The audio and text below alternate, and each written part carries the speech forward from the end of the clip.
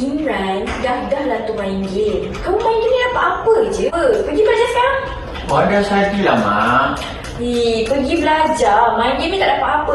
Apa yang untungnya main game tu? Baik kamu pergi belajar. Belajar pandai-pandai, nanti dapat kerja bagus, dapat bantu keluarga. Main game dapat apa? Apa yang untung? Tapi, Mak, ramai orang jadikan game ni sebagai kerjaya. Boleh jadi pendapatan tau. Itu alasan kan kamu bagi kat mak biar mak tak marah kamu main game kan? Betul, Mak. Game ni pun boleh jadi sukan antarabangsa tau. Betul. Yelah Imran, dah habis main game ni, pergi belajar Okey, Mak. Assalamualaikum, salam sejahtera. Anda bersama saya Nisa K di dalam slot pentaksiran psikometrik di saluran Didik TV KPM. Nampak tak video yang telah sama-sama kita tonton sebentar tadi? Ada kaitannya dengan tajuk ataupun topik yang kita nak kupas pada hari ini, iaitu psikometrik pereka bentuk masa hadapan murid. Untuk berbincang dengan lebih lanjut, pastinya Nisa perlukan orang yang lebih arif di dalam bidang ini. Kita berkenalan dengan guru kita. Silakan.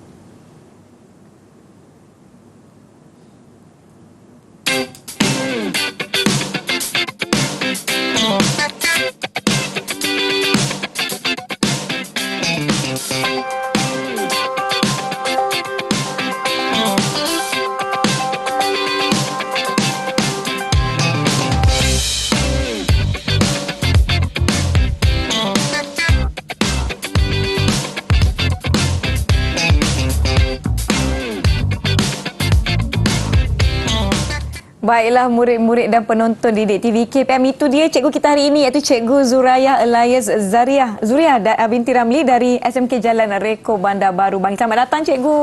Ya, terima kasih Nisa. Terima kasih. Saya sihat alhamdulillah dan bersemangat. Tetapi sebelum itu, murid-murid dan penonton Didik TV KPM, kita juga dibantu oleh jurubahasa isyarat, iaitu Cikgu Nur Farazila Abdul Rahim yang merupakan guru dari Sekolah Menengah Pendidikan Khas Vocational Shah Alam Selangor. Baiklah, seperti Nisa sebutkan tadi cikgu, tajuk kita psikometrik pereka bentuk masa hadapan murid, dan kita dah tonton sebuah video pun tadi. Boleh cikgu kupas dengan lebih lanjut tak mengenai tajuk kita hari ini?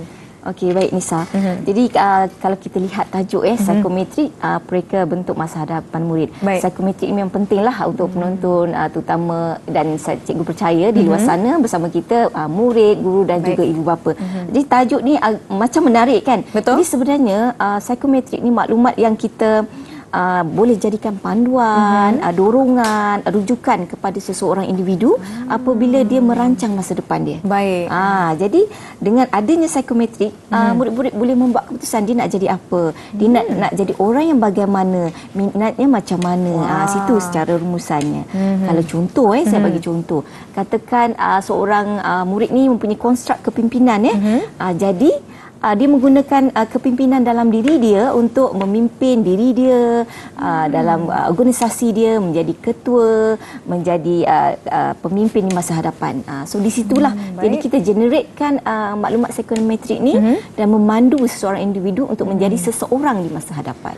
Oh, sekarang saya faham. Untung murid-murid sekarang ni ada betul. satu sistem yang akan membantu mereka untuk memilih kerjaya ataupun memilih laluan masa hadapan yang lebih spesifik dan sesuai untuk mereka. Kalau kita sebut perkataan psikometrik itu sendiri cikgu, apa maksud psikometrik? Okey, psikometrik ni kalau kita tengok dari segi dua perkataan, psiko, orang kata psiko ni ilmu jiwa.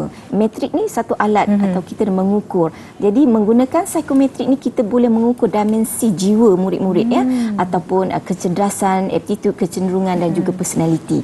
Itu satu definisi. Dan satu definisi lain, psikometrik ini juga merupakan satu kaedah, orang kata kaedah empirical secara saintifik, bagaimana kita ni mengukur diri kita. Sebenarnya Nisa ni boleh tahu Nisa ni macam mana. Boleh diukur Nisa ni orang yang bagaimana. Personality yang bagaimana. Melalui apa? Melalui psikometrik. Jadi psikometrik ni kita boleh kenal pasti kebolehan semula jadi murid. Ada segi minat dia, kecekapan dia, personality dia, bakat dia dan kecenderungan. So banyak sebenarnya Nisa kalau kita lihat dalam psikometrik itu sendiri. Mungkin kita boleh lihat video yang telah kita tonton sebentar tadi. Suka betul dia main video game. Jadi macam mana kita nak kaitkan apa yang kita nak bincangkan hari ini dengan situasi murid tersebut? Okey, kalau tengok situasi murid conversation antara ibu dan anak, di mana Imran tadi sangat suka bermain game dan dia dah tahu sebenarnya dia minat dia cenderung untuk bermain game. Itu adalah minat dia, kecenderungan dia kepada benda-benda yang dia rasa dia boleh menjana pendapatan dan dia boleh jadikan game itu sebagai satu kejayaan. Cikgu lihat kat sini kan Imran tu dia dah nampak dah masa depan dia bagaimana. Itu kita tak test lagi dia lah dalam pentaksiran psikometrik. Kita nak tengok betul ke murid ni memang cenderung ke arah game tadi. Betul tu. Saya pasti sebenarnya kita bukanlah asing dengan pentaksiran psikometrik yang dilaksanakan di sekolah kerana telah diperkenalkan sejak tahun 2007 lagi kan cikgu? Ya, betul. Tetapi mungkin ramai lagi yang saya tak faham bagaimana pentaksiran psikometrik ini berjalan ataupun dilakukan. Untuk berbincang dengan lebih lanjut, jangan ke mana-mana, kita rehat seketika, kembali selepas ini ke pentaksiran psikometrik di Didik TV KPM.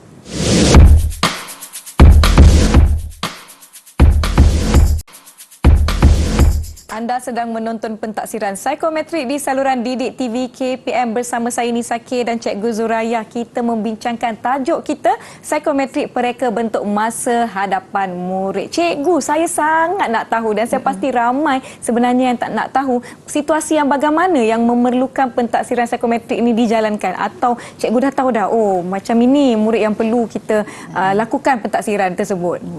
Okey, macam ni ya Nisa, untuk makluman semua ya, murid, guru dan juga ibu bapa ya. Psikometrik ini merupakan salah satu elemen dalam pentaksiran berasaskan sekolah ya. Antaranya PAJSK, PBD dan juga psikometrik itu sendiri. Dan dalam psikometrik ini semua murid ya, bukan pilih-pilih ya tahu Nisa. Maksudnya semua murid memang diminta ataupun perlu melaksanakan pentaksiran ini ya. Sebab ada beberapa perkara yang kita boleh fokus ya.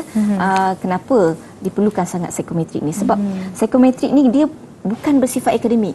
Dia bukan nak ukur pandai matematik ke, pandai sains tak ada buku. tidak.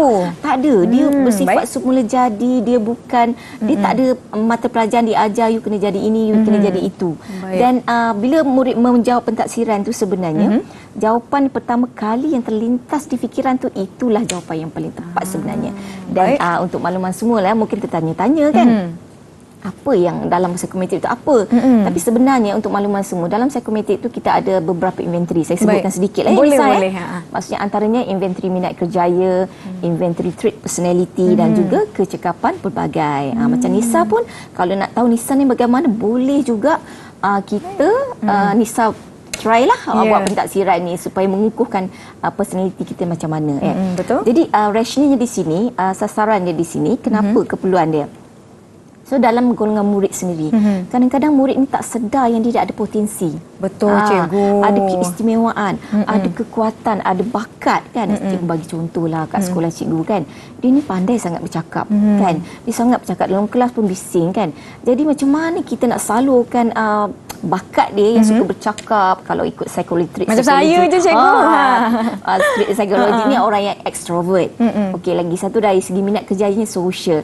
Jadi kita salurkanlah murid ni kepada event atau peristiwa-peristiwa ataupun program-program sekolah. Macam dia jadi pengacara ke, macam Nisa kan? Betul. Ataupun dia jadi pengurus ke. Jadi dia boleh gunakan potensi dia untuk dikembangkan diri dia.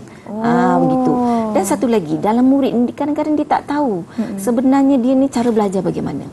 Sebab kecenderungan murid dia, katakan Nisa, saya ambil contoh Nisa yang marah. Tak ada masalah. Nisa ni cenderung kepada muzik. Nak belajar sejarah, nak dimusikkan macam mana?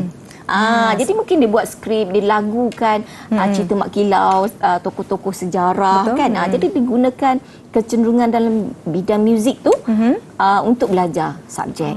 Jadi supaya dia rasa seronok. Sebab betul kadang-kadang konflik berlaku bila mak ayah ni kan, dia tengok anak dia pakai earphone, baca buku sejarah teranggut-anggut. Dia tak tahu anak dia gunakan lagu ke apa, macam-macam lagu tu untuk belajar sejarah. Macam kita hafal CV, cikgu ada lagu satu darab satu. Baru saya nak cakap kan dulu 1 kali 1 1, 2 kali 1 2, contohnya macam tu kan. Itu dari segi murid. Kemudian kita nak memberi kefahaman kepada guru. Kadang-kadang dalam bilik darjah ni, kalau kita lihat sekarang ni kan, kalau sekolah macam saya tu, satu sekolah 35 hingga 40 orang dengan kepelbagaian kecenderungan, keunikan masing-masing. Sebab kita ni sangat unik. Nisa dengan keistimewaan, saya dengan bakat saya kan.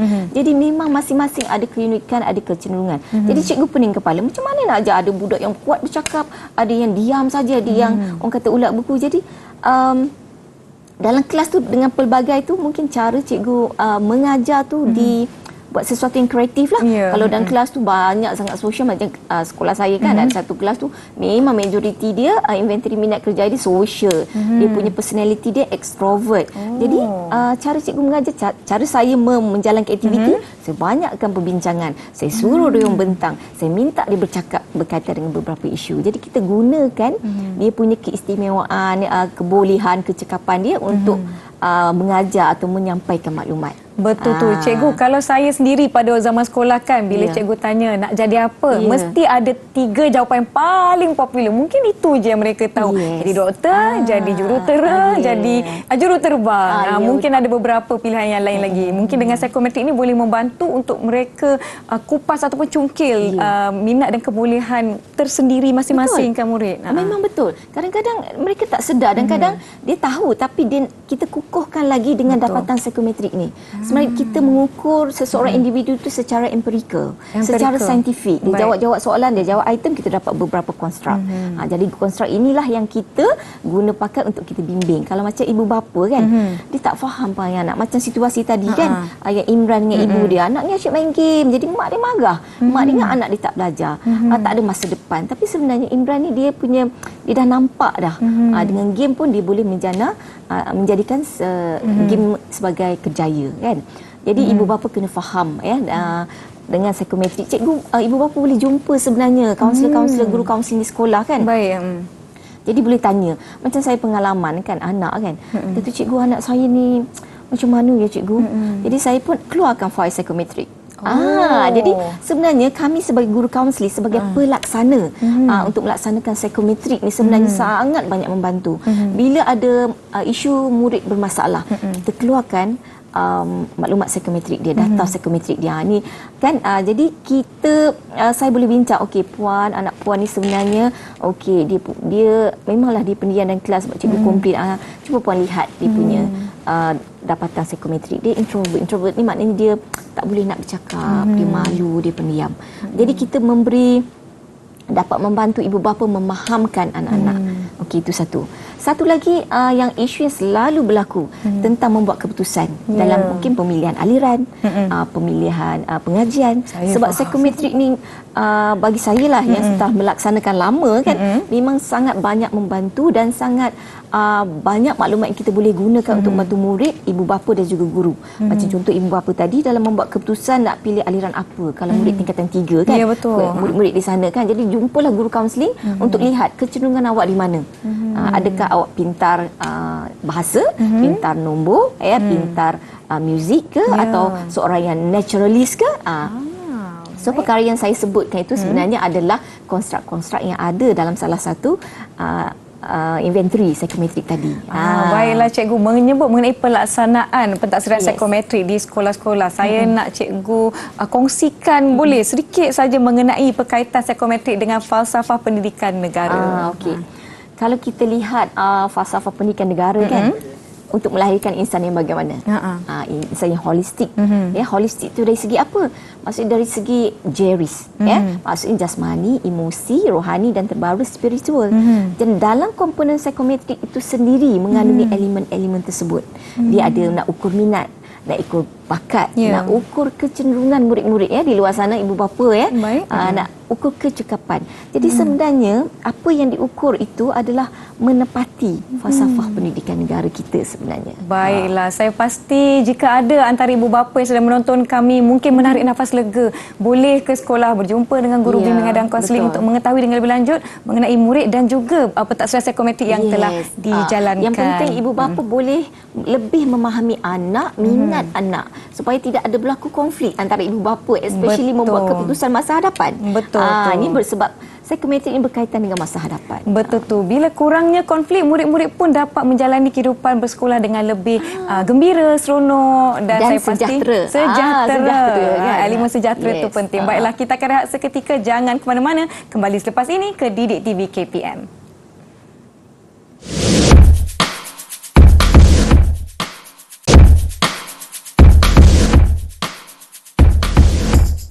Anda sedang menonton pentaksiran psikometrik di saluran Didik TV KPM. Masih bersama saya Nisa dan Cikgu Zuraya. Saya nak tanya Cikgu, saya pasti ramai tertanya-tanya. Pentaksiran psikometrik ini telah dijalankan sejak tahun 2007 lagi. Diperkenalkan 2007. Apakah yang berlaku ataupun sedikit sejarah mengenai pelaksanaan pentaksiran psikometrik? Okey, sebenarnya memang betul lah pentaksiran psikometrik ni, pentaksiran ini diperkenalkan pada tahun 2007 ya, 2007. Dan sebab apa? Sebab menyedari bahawa murid ni bukan akademik semata-mata. Sebab kita nak cungkil potensi murid ni. Kan kita tengok di falsafah pendidikan negara, pendidikan negara nak melahirkan modal insan ya, secara holistik. Dan holistik itu di mana?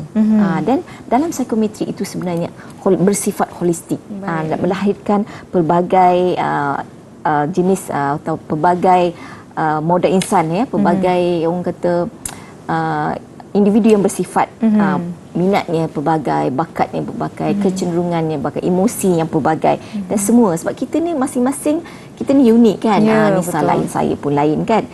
Jadi semua perkara ni diambil kira. Diambil kira untuk melaksanakan dalam pembinaan psikometrik tadi ya. Okey. Jadi kalau secara holistik kita nak lihat emosi murid bagaimana kan. Di situ kita boleh baca. Dan kalau orang tak percaya psikometrik ni, kita boleh ukur kita macam Nisa sendiri. Sebenarnya saya boleh ukur Nisa sendiri kan. Tapi saya ni bukanlah Tok Nijom kan. Macam murid-murid sendiri pun boleh tahu sebenarnya, boleh mengetahui apakah diri anda, siapakah diri anda. Isunya murid tak faham diri, guru tak kenal murid ya. Kadang-kadang ibu bapa pun sebenarnya tak faham anak-anak dia bagaimana. Sebab personality, minat semuanya terbentuk daripada siapa ibu bapa mereka, di mana mereka tinggal, siapa sahabat mereka dan persekitaran mereka. Jadi perkara-perkara inilah yang membentuk personality kita. Cikgu, bila cikgu sebut murid sendiri tak kenal diri, saya setuju. Sebab saya dulu pun tak tahu yang saya boleh bekerja sebagai pengacara di televisyen, cikgu. Saya ingat dulu nak jadi pensyarah. Tenaga pengajar. Betul. Betul, memang kadang-kadang kita tak jelas. Mungkin dia tahu dia ni suka bercakap je kan. Tapi dia tak salurkan potensi berkomunikasi, suka bercakap itu kepada yang sebetulnya. Jadi dengan adanya pentaksiran ini, psikometrik yang dijalankan di semua sekolah dan murid-murid jalankan daripada tahun 4, 5, 6, tingkatan 1, 2, 3, 4 dan 5. Jadi memang sangat banyak membantulah terutama pihak sekolah dan terutamanya kami sebagai pelaksana guru kaunseling ya, dalam membantu isu-isu murid. Masalah-masalah yang dihadapi murid. Jadi ia menjadi satu rujukan kepada guru dan juga ibu bapa dalam kita menangani ataupun menawan hati murid-murid. Dan kita berkomunikasi dengan murid. Saya bukan apa cikgu, tajuk hari ni rasa macam dekat sangat dengan hati saya. Sebab bila tingkatan 3 di pentaksiran psikometrik dijalankan kat atas saya, start tingkatan 4 tu saya rasa masa itulah mungkin guru-guru sedar potensi saya ni kan banyak bercakap kan. Diberikan peluang menjadi pengacara majlis di sekolah dan pelbagai aktiviti lagi lah. Jadi murid-murid jangan takutlah nak ambil pentaksiran psikometrik tu, jawab setulus hati kan cikgu kan. Betul. Sebab psikometrik ni bukan exam. You jawab sahaja. Dia tak ada, cikgu tak akan mengajar psikometrik ni. Kalau bila cikgu nak buat cikgu exam, tak, ini bukan exam, ini hanya pentaksiran. Awak jawab sahaja, be a real self. Jadilah diri awak. Jangan jawab nak yang terbaik, tak. Yang bila kita jawab nak yang terbaik, bermakna dah lari. Maksud kita seolah-olah itu bukan diri kita sebenarnya. Kita bukan nak cari nombor 1 kan. Kita bukan nak cari nombor 1, kita bukan nak cari yang A, tak ada. Dia memang ada skor, tapi skor ni kita tafsirkan. Tinggi, rendah, sederhana. Okey, saya bagi contoh lah satu kan. Macam kita ambil intelektual. Okey, itu dalam inventory trait personality kan. Jadi seorang murid ni kalau dia dapat skor intelektual dia tinggi, bermakna murid ni dia punya personality yang suka banyak menggunakan pemikiran, banyak membaca, banyak menyelidik. Dia link dengan inventory minat kerjaya, investigatif. So kalau macam saya lah kan, kita proses, ambil 2 inventory ini, letak dekat-dekat, kita tengok okey, dia ni minat investigatif. Kita padankan ya cikgu. Kita padankan. Kita boleh padankan. Kita tengok intelektual dia. Okey. Betul tak? Maksudnya intelektual dia suka aktiviti yang mencabar pemikiran dia. Kalau investigatif tu sendiri untuk murid-murid lah dia suka menilai, dia suka menganalisa, dia suka memerhati. Jadi menggunakan pemikiran. Jadi memang ada kaitan. Kalau kita tengok, kalau saya sendiri cikgu sendiri cikgu tengok seorang murid, Okey, jadi kita boleh suggestkan kalau contohlah kan. Saya kata Ali lah, katakan okey Ali nampaknya dari segi minat kerjaya Ali lebih kepada investigatif. Kita tengok pula personality lebih kepada banyak skor tinggi kepada intelektual. Jadi di situ kita boleh beri idea lah, okey sekarang ni Ali nak masuk ke mana, nak buat apa. Sebab ada bidang-bidang pekerjaan yang mengikut minat kerjaya tadi. Betul. Personality kerjaya tadi. Macam saya share sikit lah Macam inventory minat kerjaya dia ada realistic, investigatif, dia ada artistic, dia ada enterprising dan dia juga ada conventional.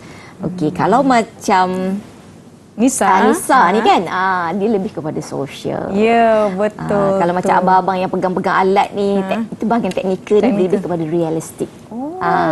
Sebenarnya sangat menarik. Kita ni bukan tok nujum tahu, tapi bila kita tengok kan, kita rasa macam saya lah guru kaunseling kan, macam satu kepuasan dapat membantu murid untuk dikenali dia. Dalam kelas pun kita ambil, saya bawa satu file kelas tu, setiap orang kan, setiap orang ada file, ada profile, jadi setiap orang tengok. Jadi nak buat aktiviti, kita kumpulkan kumpulan R, kumpulkan kumpulan A. Jadi kat situ kita tengok, kita nak test, okey, ciri-ciri orang artistik bagaimana. Jadi mereka akan berbincang sebab mereka macam sekufu lah, sekumpulan. Orang kata sama nilai kan. So di situ memang sangat membantulah psikometrik. Betul, sangat-sangat menarik untuk kita sendiri mengetahui dengan lebih lanjut mengenai apa kebolehan kita dan kita nampak dengan lebih jelas laluan masa hadapan kita. Cikgu, saya nak tahu bagaimana perkembangan penggunaan pentaksiran psikometrik ni setakat ini. Sebab mulai tahun 2022 ianya telah diperluaskan lagi kepada tingkatan tahun 4 dan 5, tingkatan 2 dan 4, menjadikan seluruh tahap 2 dan tingkatan 1 hingga 5 semuanya akan menjalankan pentaksiran psikometrik ke atas mereka.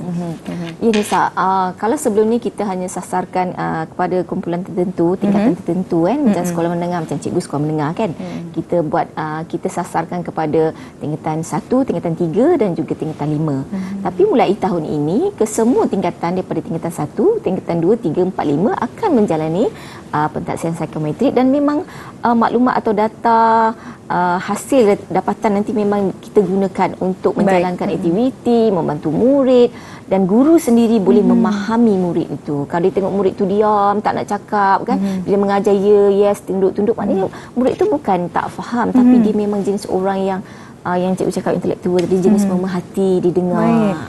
Macam tu. Jadi guru sendiri kena faham karakter murid di dalam kelas itu. Mungkin kadang-kadang ada juga guru yang rujuk, macam kami kan, rujuk murid ni macam mana dalam kelas, diam je. Tu yang jenis diam. Yang jenis aktif sangat tak boleh. Jadi kita macam ni. Kita pun bolehlah share, kita pandu macam mana kita nak buat aktiviti murid-murid yang sangat aktif ni kan. Jadi banyak perbincangan antara guru kaunseling dan juga guru-guru mata pelajaran. Baiklah, saya pasti segala informasi yang diperlukan telah kami kongsikan. Saya harapkan dapat memberi pencerahan kepada murid-murid, ibu bapa, mungkin dalam kalangan guru sendiri mengenai pentaksiran psikometrik, dan saya nak minta cikgu lakukan sedikit rumusan tentang kepentingan ataupun apa manfaatnya pentaksiran psikometrik ini ke atas murid-murid di sekolah. Jadi saya buat sikitlah simpulannya. Boleh. Jadi sebenarnya memanglah psikometrik ini satu perkara yang sangat penting dalam kita memahamkan, kalau murid memaham diri sendiri, ya ibu bapa kita nak faham anak macam mana, guru-guru kita nak tengok apa kaedah atau teknik pembelajaran sesuai mengikut personaliti anak-anak ya.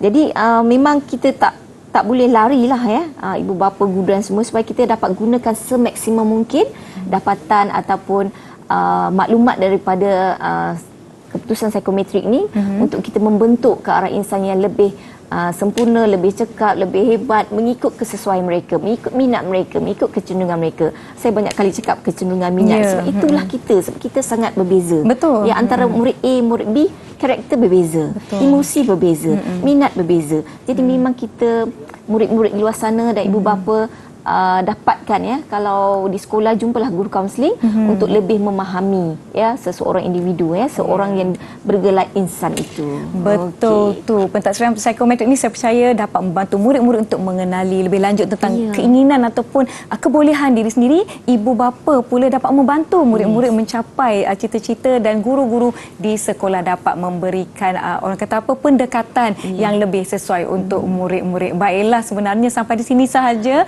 perkongsian perkongsian kita hari ini. Saya nak ucapkan terima kasih banyak-banyak kepada Cikgu Zuraya dari SMK Jalan Reko Bandar Baru Bangi, Selangor kerana bersama-sama dengan kami. Terima kasih juga kepada Juru Bahasa Isyarat Cikgu Nur Farazila Abdul Rahim, Sekolah Menengah Pendidikan Khas Vocational Shah Alam kerana bersama-sama dengan kami. Diharapkan topik kita hari ini, psikometrik pereka bentuk masa hadapan murid, dapat memberikan penjelasan dan juga semua yang menonton menarik nafas lega, telah lebih memahami apa itu pentaksiran psikometrik. Saya Nisa K, semoga kita berjumpa lagi. Terima kasih.